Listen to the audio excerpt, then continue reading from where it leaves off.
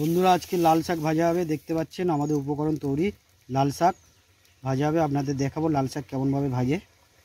ঠিক আছে, খেতে খুবই সুস্বাদু। আজকে দেখাবো কেমনভাবে রান্না করে। লোহার কড়াইতে তেল দেওয়া হয়ে গেছে, তেল গরম হচ্ছে অলরেডি, আপনারা দেখতে পাচ্ছেন।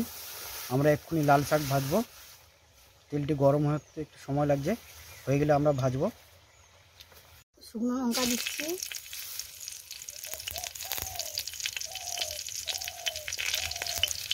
পাঁচফোড়ন দিচ্ছি,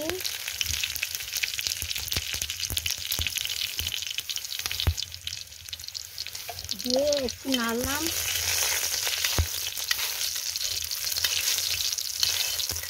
আর শাকটা দিলাম।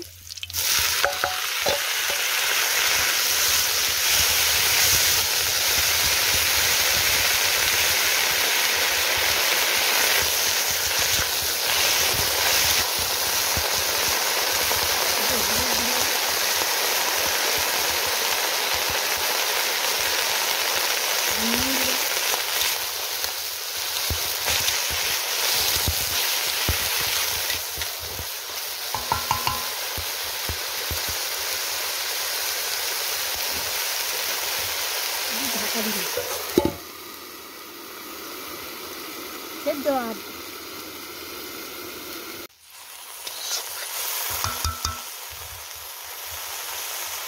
ধরি।